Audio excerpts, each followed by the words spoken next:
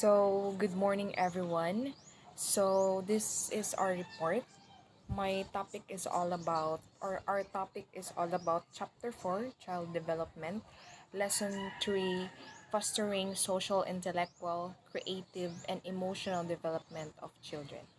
This is my group members, Miss Ditango Kimberly, me, myself, Mary Kim A. Homicilio, and lastly, Miss Jonalyn Montilla. So,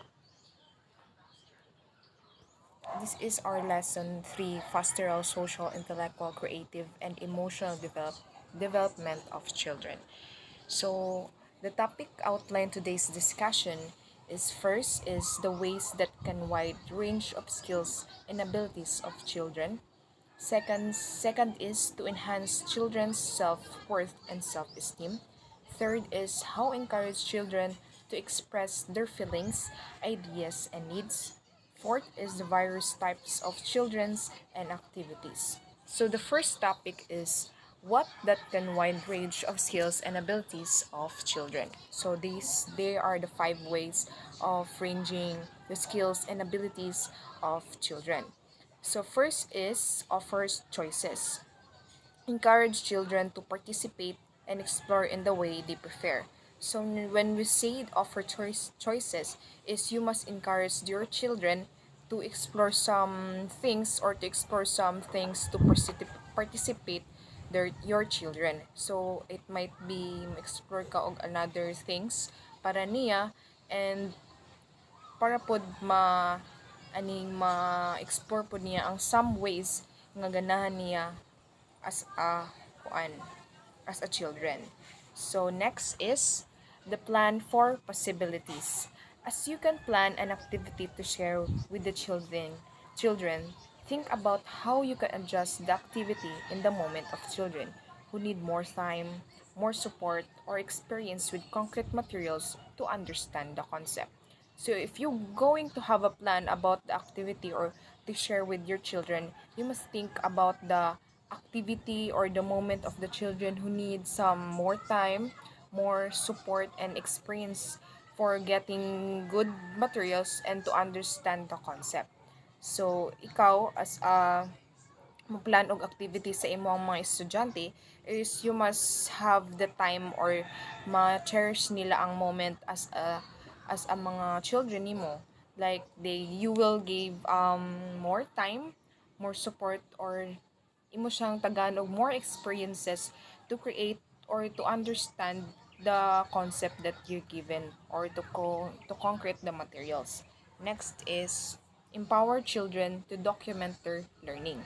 So talk to the children about how or why you take notes, photos, or videos of their work. So usually manggod some children's kay maminaw ra tas magawas ra pod sa ilahang dalungan ang gis pangsulti sa mga maestra.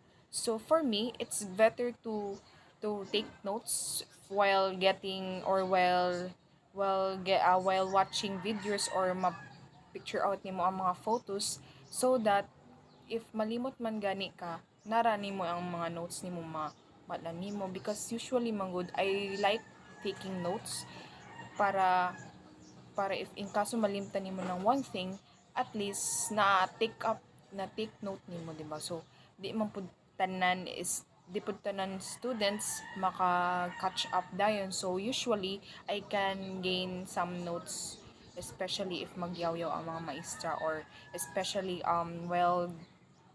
watching videos or photos about our work. Next is the encourage community support. Children are usually very aware of their skills and those of their peers. So yes, we need to encourage our students or children to have the community support or usually we were aware of their children's kikilas man jud ang mga children. So kailangan they will be aware of their skills especially sa mga kuan karon sa community, di ba? Next is provide a variety of learning materials. At this age, most preschool children and benefit from having a collection of concrete objects to manipulate and explore. So, As a teacher, you must provide some learning materials about your students to have para pud na benepisyo ang iyang ginama sa imong gihatag nga materials or learning materials, and para pod ma-explore niya ang new things, para ma-enjoy niya, ma-explore niya ang new things, to manipulate things, and to benefit something about you given collections, or it must be na kay ma-learn na siya ma-learn sa imong gihatag nga activity, or na pud siya ma-explore. So next is how to enhance children's self-worth and self-esteem.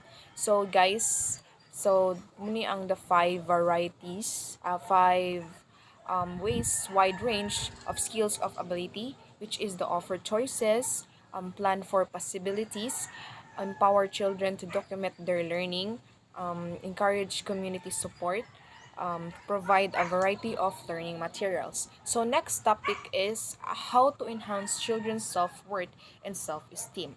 So first is respect your children for who they are.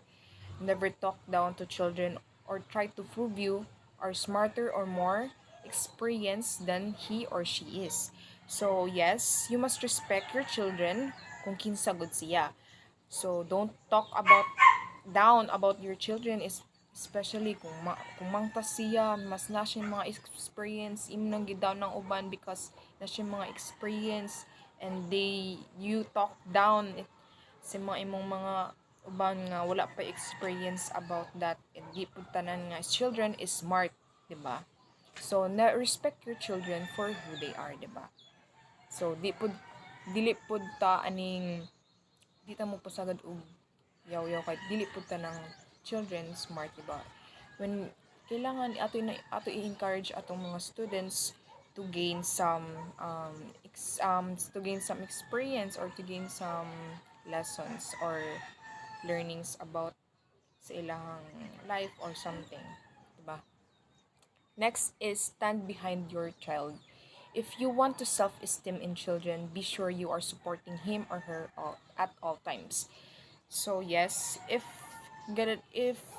you want to self-esteem in children, make sure nga you always support him or her sa tanan niyang mga kuan, diba? Especially as you can see the picture, happy kayo ang bata. So you need to support that kind of smile, diba? So as ikaw nga mama or papa, you need to support that kind of baby, diba? So na jud kailangan jud nato ang support para sa atong mga like students or mga babies nato, diba? Next is validated their emotions. You teach self-esteem in children by validating their emotion, especially when they are having issues with self-worth. So today's generation, we have the cause of depressions or something self-worth issues, makawala o gana like ana, di ba? So as you as for me as teacher someday, I will motivate my students na dili magpaguol-guol kay ang para pod ang imuhang heart, it's very dili magul-anon. I hate students nga magul-anon jud. So smile ra jud asa taman, or if you have problem, yes, we have many problems in our life. So that problem that makes you stronger, gihatag na sa Ginoo para mas strong ka, or your issues or self-worth about yourself, diba? So yes, you need to motivate your students or or children to know their emotions or their problems about their self, diba? Next is encourage self-motivation. Yeah, children's self-esteem suffers every time they feel like burden to someone. Yes, as ikaw nga teacher or mama or papa, you need to motivate your children's, or you will have their time to feel like to feel like encourage nila ilang self kung kinsa sila, and to give them some motivations or some support of your children para pod I mean like it's or you we can, or what we can call the strong ilahang utok peace of mind because of your motivations or encourage them or what you want to encourage them for your children's goods. Next is listen with empathy. When self-esteem, children often feel confused and alone with their emotions. Yes, you must listen the children's emotions or unsa ilang problema, 'di ba? You will offer some talk, imustoryahan imong students what's your problem, or children what's your problem, and ayaw ipa-feel confused imong children's because bata pa na sila, they didn't know some emotions that they gain, 'di ba? So you need some support of your children's, so you must listen kung unsa pod ang problema sa imong mga children's, 'di ba? Like kasagaran manggod sa mga mama ron is or ang papa kay um kuan like it's just na anan ito, but they didn't know nga naaday ang nag-ula din ni ilahang anak, 'di ba? So it's very you must listen with your children's or your children's or your students, 'di ba? So next is praise appropriately, correct me if I'm wrong. Praise appropriately. It is self in kids to receive self praise. So yes, as children, you gave them how kailangan nimo sila o Maginoo, like praise to God. So imo silang tudluan o bisag pagpangadji, di ba? Para napo sila serbisyo sa Ginoo. Next is get them involved in sports. Playing sports or taking part a school activity helps build self-esteem in children. Yes, so playing sports or you can gain some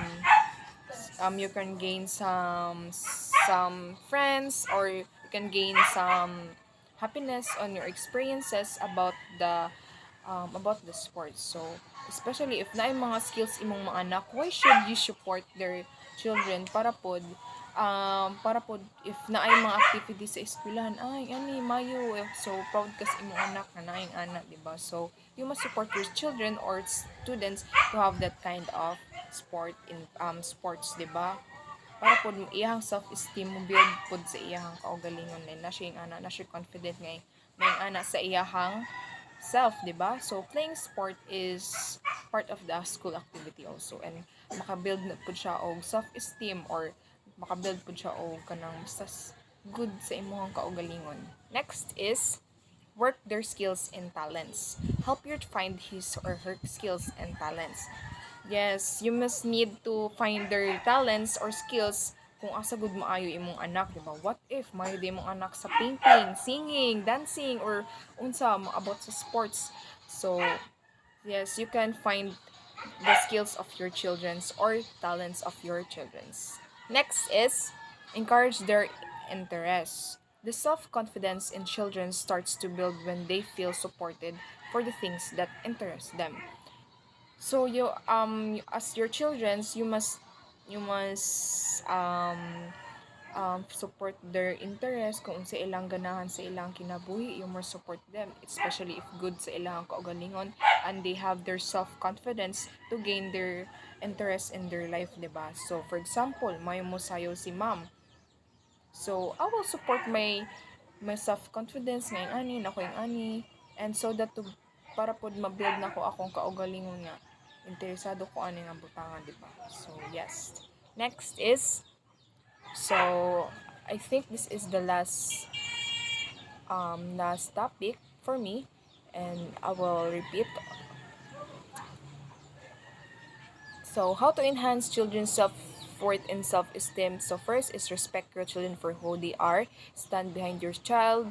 Validate their emotions. Encourage motivations. Listen with empathy. Praise appropriately. Get them involved in sports. Work their skills and talents. Encourage their interests. And lastly, this is to encourage their interest. So the next reporter is Miss Kimberly De Tanco. Thank you. God bless.